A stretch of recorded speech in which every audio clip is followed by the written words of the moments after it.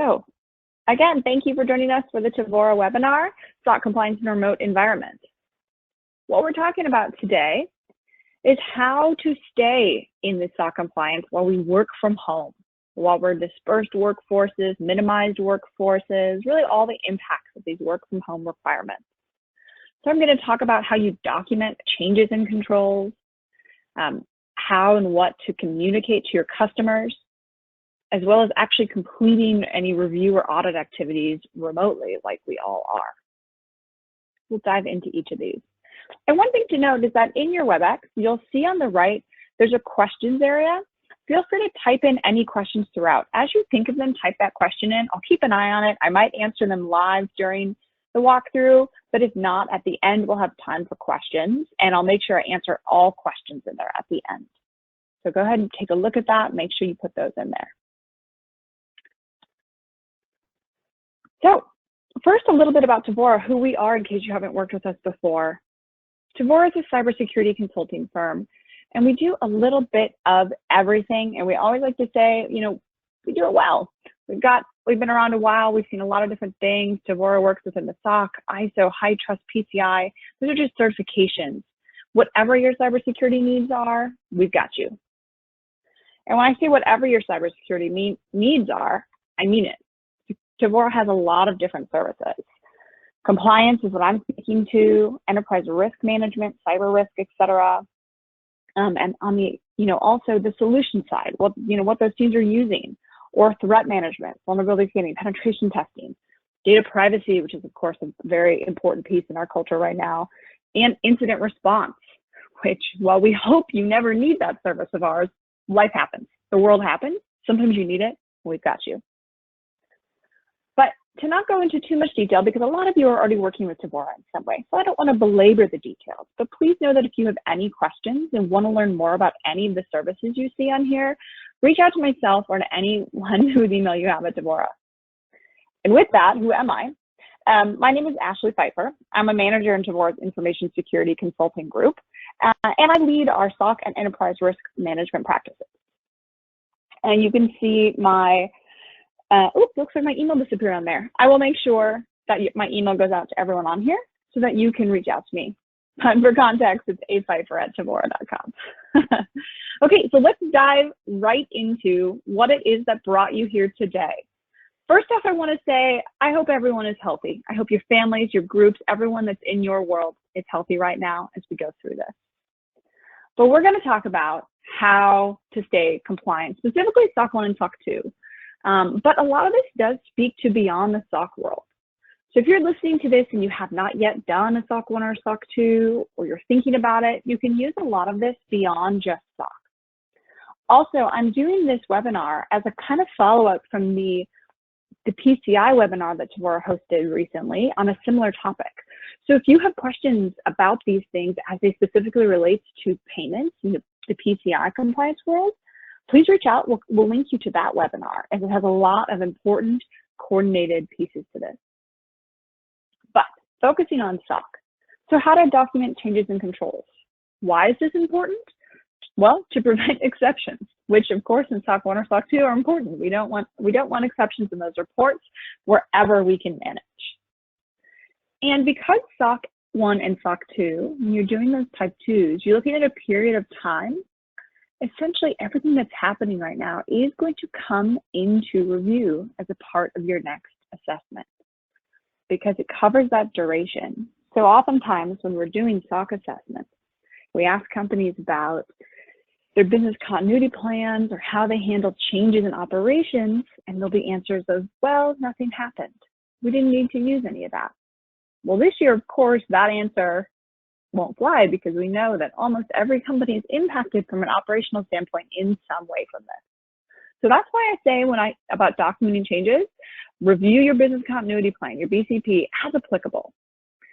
Invoke those continuity plans as applicable. Oftentimes, best practice with continuity plans is they do talk about just simply needing to have remote workforces.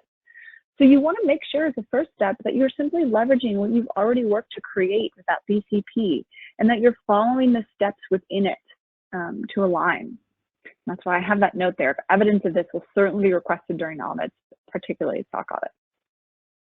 Now, whether you are following your defined continuity plan, or if you were a company who did not yet have a BCP at all, or maybe your BCP didn't include specific remote work situations like this, regardless, document everything you're doing, meetings about how to handle this, decisions about what your workforce and your security controls are doing, internal and external communications. Save them all in there as if this was one specific incident that you were trying to track everything to. And that is what ties back to that evidence piece. The good thing about SOC compliance, you're allowed to change. You're allowed to do these things. We just need to have the documentation to show why you're doing and what you're doing. And that's why a big piece of it is also that last bullet, conduct and incorporate lessons learned on a schedule. What I mean by on a schedule is normally within a BCP event or an outage or an availability incident, security incident maybe that took you down, you do a lessons learned after it's all fixed. Well, in this current environment, we don't know an exact end date, right? We've already had at least a month, depending on where you are, but in some states, at least a month of these activities. And we don't have a specific end date. So let's not wait until the end to do some lessons learned and make some updates along the way. When I say on a schedule, many companies are probably doing this from a let's keep the lights on perspective. But from a security control perspective, once a week or every other week with your InfoSec team, take that time, meet about how these changes in where your workforce is sitting have impacted what you're doing. Are you getting the documentation you need? Are all the activities that you expect to be happening still happening? And update that BCP about remote workforce as needed. That's what's showing that you're really following those needs. And anyone who's worked with me in a SOC perspective, that next green box, document. You've heard me talk about it, but even more than usual, when things are changing, if you tie back to that title of this slide of how to document your changes and controls, obviously the first step is you have to document it. Why and when, what the changes were. You are allowed to change. You are allowed to adapt to the situation. You have to document it. And on that, one piece that you can do, moving on to that next slide, is increase your security awareness communication internally. So this can be informally with emails, bulletins, etc., or formal, maybe some new required training modules. You can use existing training modules, but instead of having them, due annually or due in November of this year, bump them up. Tell your teams that because of current environment, because of current happenings, you want everyone to take a course. This is regarding information security awareness, etc. Some specifics can be about not copying sensitive data because people are working from home or accessing environments from different devices, perhaps. Acceptable use policies. Did you allow your teams to take their work laptops or their work desktops home, which you previously had not done? Might be a good time to buffer up on unacceptable use. And anything and everything in between. Password security. The good thing is that people are working from home, which generally is not a public place, but everybody has a different situation. Don't assume anything. Talk about locking your screens. Talk about making sure their passwords, just because they're in their home, they're not written on a board in case they still have other people coming through their home. Everybody has different approaches to this situation. So review that communication with your team. And you can use that in terms of if your clients have questions about what's happening, which as you see is that next piece. Update your clients. Communicating these changes is the most critical piece. Within SOC 1 and SOC 2, there are actually controls that specifically speak to any changes to your service or confidentiality commitments must be communicated to applicable people. Applicable people includes internal and external. So that's where we get into that second focus of what I was talking about. Communication to customers. What and when. So in general, the more the better. When you're talking to auditors, they're going to say that all the time. But specifically now, in this environment, in this pandemic, when it comes to what your company is doing to keep your environments, your systems, your customers' data secure, that is something that they are going to be concerned with. So the first step, review what your commitments are to your clients. Now, you'll see that I use clients and customers interchangeably throughout here. That's because you all use different terms. These are whoever you're serving, whoever your clients and customers are, whether they are businesses or individuals. So review your commitments to them. Do you have in your contracts anywhere? Do you have in your terms of service, T's and C's, whatever documents or language you're using? What type of language do you have about your remote connections, VPN, SSL, etc.? Have you made commitments to either work from home or not work from home for anyone? Specifically, think about employees who access customer data. What about confidentiality commitments? Any paper documents that you might have commitment to be shredded, be picked up by a third party, shredding company once a month, that might change as other ones at home. Think about all those different commitments so that you know where you're starting. And as a specific call out, you'll see I've called out remote employees because of course, this is all about being remote. So if there are any changes, you need to inform your clients or customers. This is critical. If there are any groups that previously had not worked remotely, who now are, make sure that this is communicated. Now, I say with an overview of security practices still holding up, this is basically just, don't scare your customers and say, heads up, we sent everyone home, we don't really know what they're doing. Of course, that's not going to help. So when you send that communication, this can be from your customer accounting group, your customer account management groups. This can be in directed email communications to your clients. This can be on a banner on your websites or on your products as your clients access them. It depends on what you do, what dictates the best way to communicate this, but you need to communicate it. So indicate that, teams, so for example, customer support teams that are working directly with your customers. So maybe they connect, they remote into client systems. They can use some of that client sensitive data. And now they're doing that at home, perhaps. That was previously not the case. Let your customers know.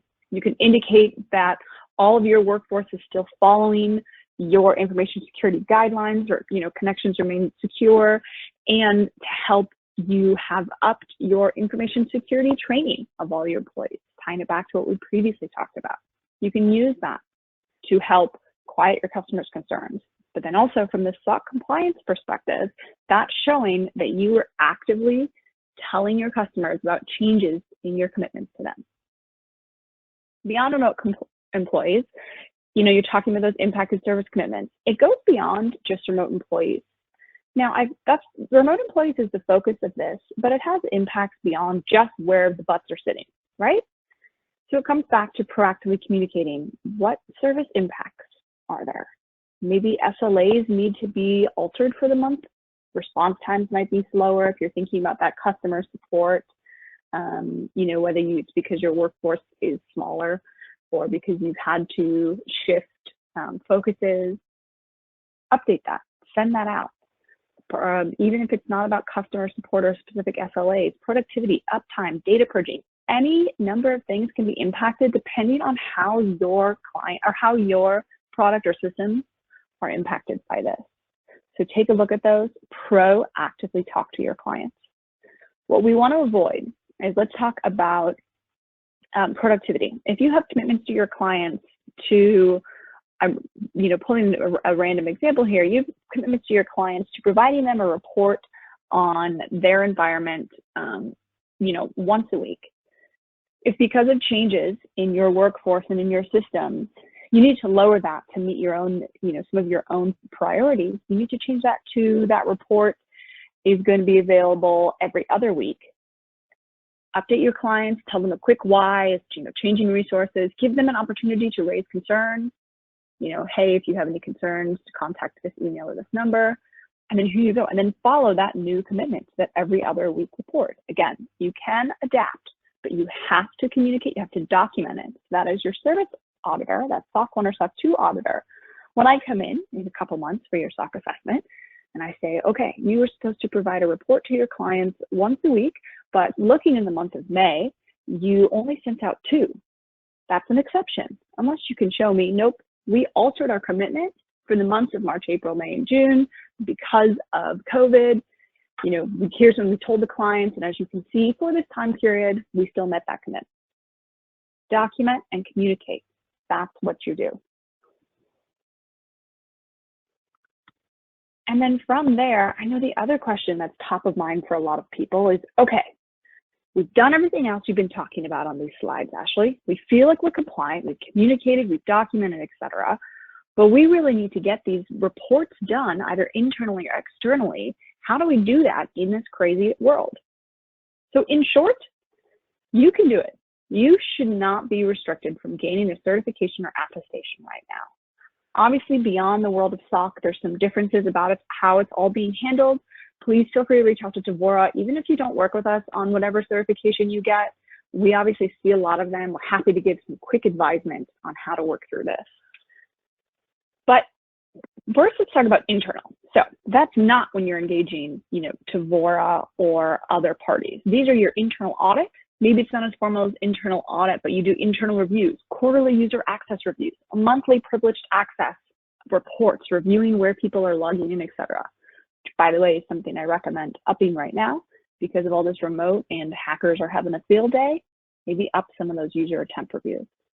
But regardless, internal, be clear with your teams on what activities are still required and what the deadlines are. A lot of things are changing. If you want to go from a monthly assessment of controls to a quarterly assessment of controls right now, or vice versa, maybe you're increasing it, go for it. But be really clear with your teams. There's a lot of ambiguous direction right now because of everything that's changing. So just tell your teams what you need to do. And engage additional resources to help to meet those deadlines as needed.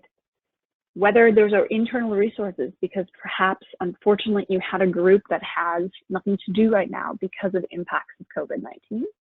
Can those resources be redirected to help out in information security or to help gather some control documentation or follow up on some assessments? You might have some room there. Or, of course, pull in some outside help, outside of your company to help manage some of those activities. And you'll see it's the same thing on the external side. So whether you're working with Tevora or another to work on a SOC 1 or SOC 2 or beyond assessments, you can still do it. From a SOC 1 and SOC 2 perspective, there is no restriction on completing those because of this remote environment. Teleconference capabilities can be used. Showing physical access controls are, of course, something that you do generally need to be there. So if you have access to your offices, one person can go, good old FaceTime walking around or whatever other many applications to show that you have security cameras there, et cetera. If not, you can still access your security camera setting remotely. There's still an admin who runs those. You can log in. Just because there's no one in the office doesn't mean the camera's not there. You can show those and you can work with your auditors. These are all pieces that are being handled, as we go on to make sure that being remote is not stopping you from SOC 1 or SOC 2. Trust me when I say that service auditors and consultants are very skilled at working remotely and will absolutely work with you in whatever you need. With that, you also might need to engage in additional resources. So again, internally we talked about. Externally, this is where I'll say, especially for those external audits, people are stressed. People have a lot of things going on. You still need your certification, your attestation.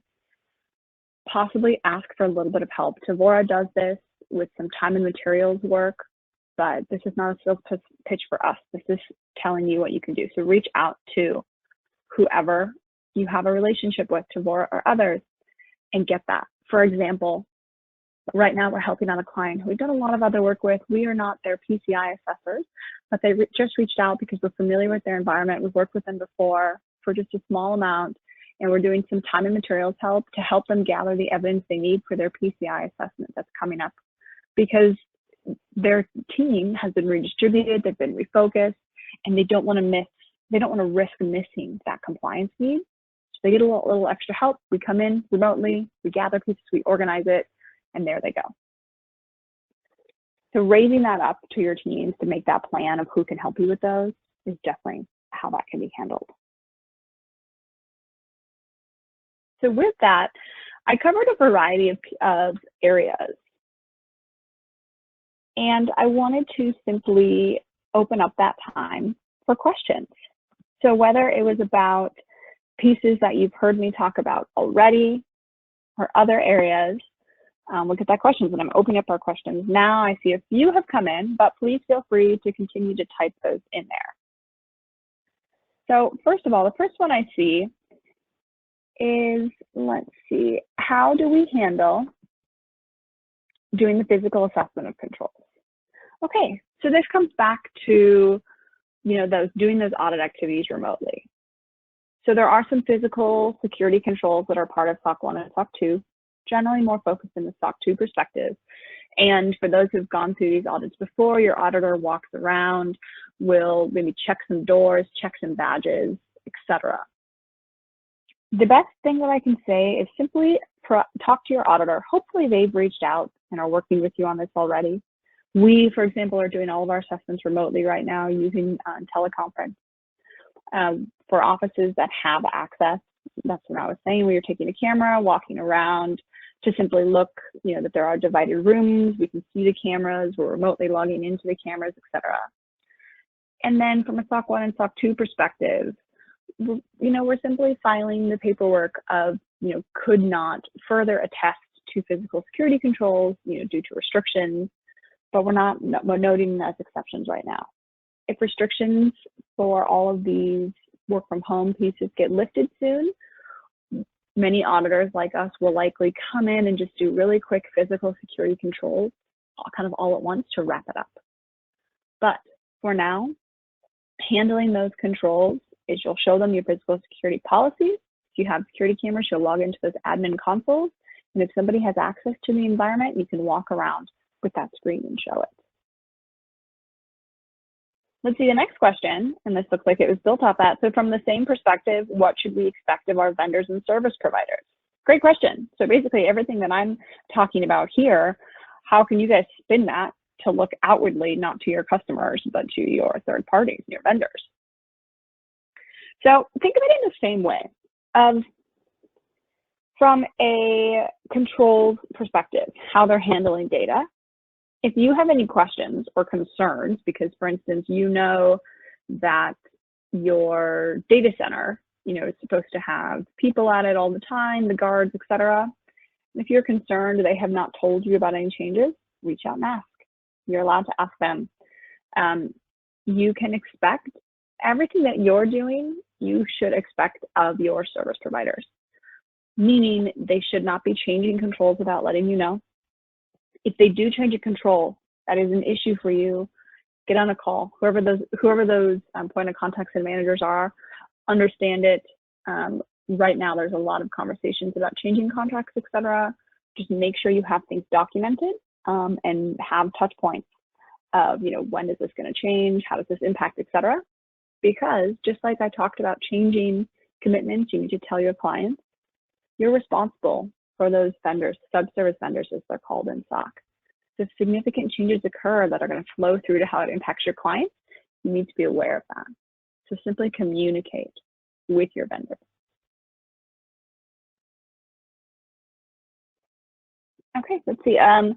The next question is, let's see. Okay, this makes sense. Does Tevora help with efforts listed, like changing a policy or providing audit support? Okay, yeah, so this is talking about, I think this is alluding to that example I gave where Tevora is stepping in. So yeah, in short, the answer is yes. When I talked about updating your commitments to your clients, etc., I would generally not recommend completely changing a policy, more adding in an amendment or notes for this COVID time. But generally speaking, yes, Tevora absolutely does policy and procedure creation and updating services. And so to make, I just said a little clearer, if there's any specific policies that people are concerned about, let us know. Now, of course, if you have a policy where it says nobody's allowed to work from home, then yes, I would certainly get in there, make an amendment to that, approval by whoever owns that policy of, until future notice, people are allowed to work from home following these guidelines, etc. That's definitely something Tevora can do. And then audit support, internally or externally, is definitely something that Tevora has.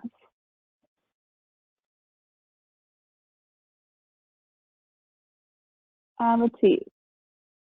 Another question that we have is, let's see, besides the timeline and ensuring we have documentation in place, what else would provide as evidence for the response? Let's see, for some reason, I think that question got cut off a little bit, but I think what it's saying as, let's see, besides the timeline and ensuring we have documentation, what else would provide as evidence for the response? Okay. I believe that WebEx has cut off the rest of that question because it doesn't seem finished, but I'm going to try to just run with it. Evidence to the response to COVID-19. So in terms of documentation, it's about your security controls. From a response to COVID-19 perspective, I, of course, hope that all companies are doing whatever they can to provide guidance to and support to their teams. But beyond how it impacts your clients from a SOC 1 and SOC 2 perspective, it's not required to be documented. I don't mean that to sound harsh. I mean that from a compliance perspective. It's about your information security controls and about how it changes the impacts to your clients. Of course, we hope that things go above and beyond that internally at companies. But other than those pieces, that's the only piece that you need to focus on documenting.